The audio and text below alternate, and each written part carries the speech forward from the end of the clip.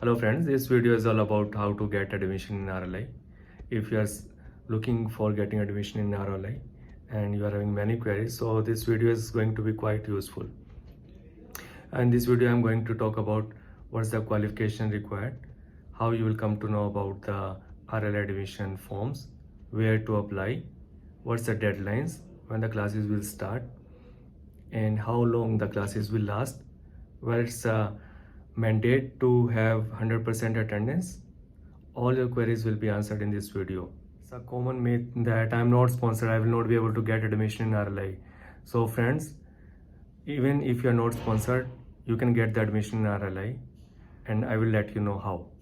Forms for RLI मार्च के and में या अप्रैल के फर्स्ट वीक में नॉर्मली फॉर्म्स निकलते हैं और आपको फॉर्म्स चेक करने के लिए DigiFastly DGFASLI.com की वेबसाइट रेगुलरली चेक करनी पड़ेगी। उस वेबसाइट पे college wise RLI Kolkata, RLI Faridabad, Chennai, Mumbai सब के फॉर्म्स उस पर निकलते हैं।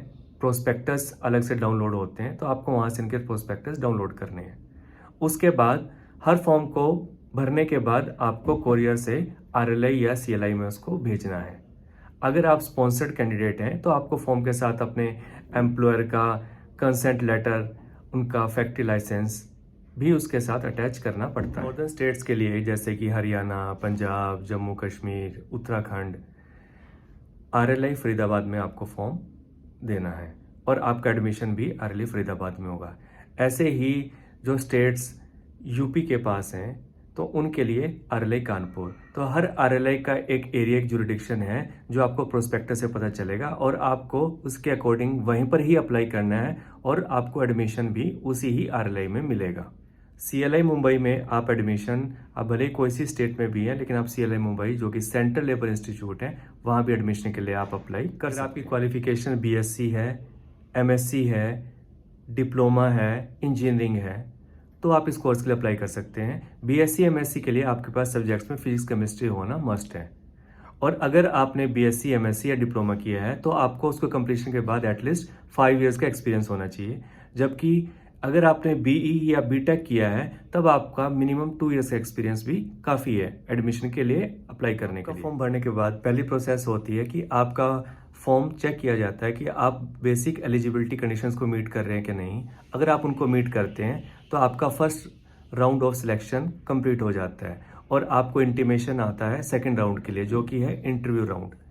इंटरव्यू राउंड जो है पर्टिकुलर RLI पे ही होता है और ये नॉर्मली 2 दिन का रहता है, लेकिन हर कैंडिडेट को एक दिन या फर्स्ट डे या सेकंड डे जब उनका नंबर आता है तभी इसके लिए अपीयर होना पड़ता है। प्रोसेस में कोई भी रिटन टेस्ट नहीं होता, ये एक इंटरव्यू होता है जिसमें एक पैनल में 5 से 6 लोग रहते हैं जो कि RLI, CLI या फिर state board of technical education से भी होते हैं। एक इंटरव्यू 20 से 25 मिनट या आधे घंटे तक भी चलता है और इसके बाद कैंडिडेट्स को बोल दिया जाता है कि वो अपने रिजल्ट्स का वेट करें। रिजल्ट्स में नॉर्मली 15 से 20 दिन लगते हैं और रिजल्ट मेरिट बेस के हिसाब से वेबसाइट पर लोड किया जाता है।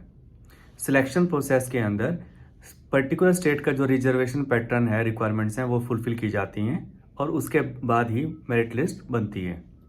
नॉर्मली क्लासेस जो हैं जुलाई के सेकंड हाफ से शुरू हो जाती हैं या अगस्त के फर्स्ट वीक से।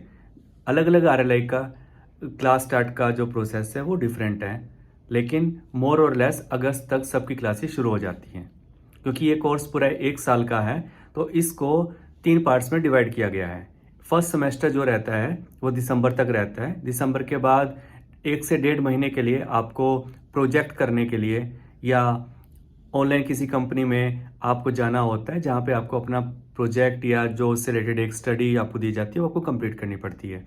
That is second session. उसके बाद थर्ड सेशन के लिए आपको फिर से कॉलेज में वापस आना पड़ता है और आपकी रेगुलर क्लासेस होती हैं जो कि मार्च एंड या अप्रैल के मिड तक ख़त्म हो जाती हैं।